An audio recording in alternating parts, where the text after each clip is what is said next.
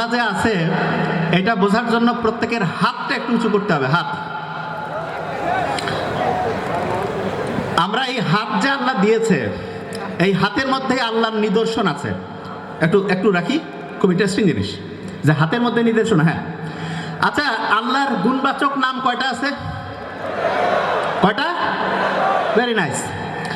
আরবি যারা জানে, আরবি হাতের, প্রত্যেকের হাত, আমি আসার সময় নোবেলের হাতটা আমি চেক করলাম যে ঠিক আছে না নাই, অটোওয়ালার হাতটা দেখলাম, আরো কয়েকজন বন্ধু বান্ধবের হাতটা দেখলাম। বলতেছে হাত দেখতেছে কেন? আমি বলছি হাত দিয়ে আজকে শুরু হবে। হাতের মধ্যে দুইটা সংখ্যা আছে, আরবি দুইটা সংখ্যা। যে কোনো হাত, ডান হোক আর বাম হোক, একটা একদম একটু সাইড করা, একটা একের মতো একটা জিনিস আছে না, একের মতো। দেখি একটু হাতের দিকে দেখি। আচ্ছা, তার পাশে দেখবো যে এরকম করে, মানে দুই টাই বাদলে যেরকম হয় এরকম করে একটা জিনিস আছে। এই একের মতো যে একটা যে রেখা আছে সেটা হচ্ছে এক, আর এই যে টাই বাঁধার মতো যেটা, এটা হচ্ছে 8। 1 আর 8 মিলে 18 না? 1 আর 8 কত হয়? কত? 18। 18 কে উল্টাইলে কত হয়? কত? 81 আর 18 যোগ করলে কত হয়? কত? হ্যাঁ, 99। আল্লাহর নাম কয়টা? কয়টা? আল্লাহু আকবার বলবেন না? আচ্ছা, এবার একটা বিয়োগ করি। 81 থেকে 18 বিয়োগ করলে কত হয়? কঠিন। 81 থেকে 18 বিয়োগ করলে কত? ক্যালকুলেটর মাথায় আসতেছে না? কত? কত? 63। মুহাম্মদ সাল্লাল্লাহু আলাইহি সাল্লাম দুনিয়াতে ছিলেন কত বছর? কত?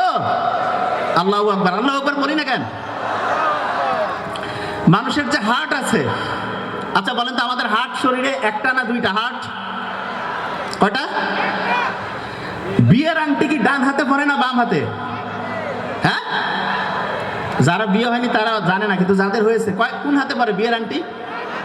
বাম হাতে।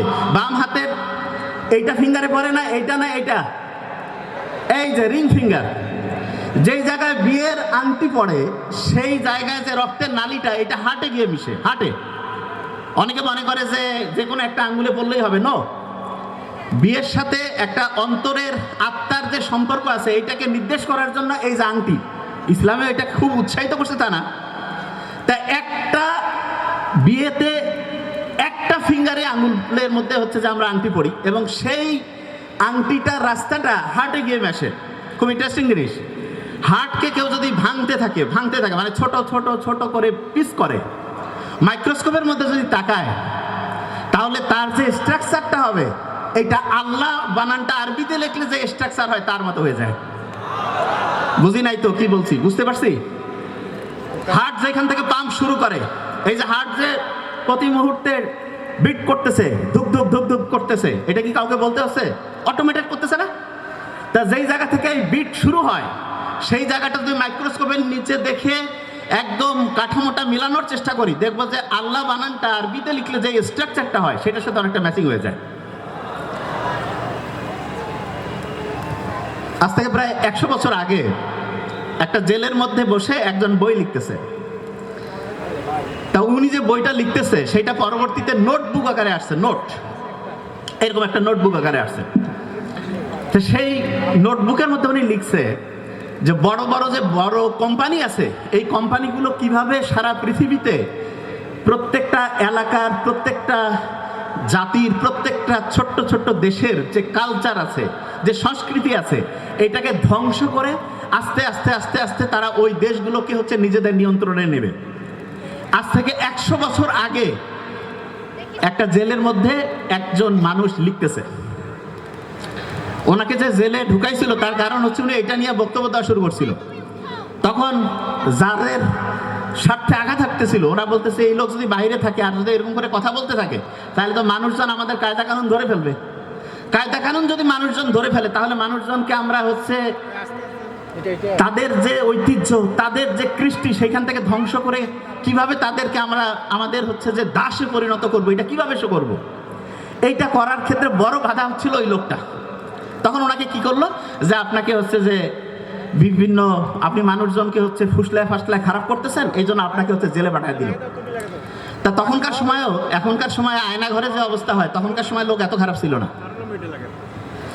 দেখা যায় তো জেলের মধ্যেও মোটামুটি মানবিক যে মানুষের প্রতি যে একটা কর্তব্য দায়িত্ব সেটা পালন হইতো।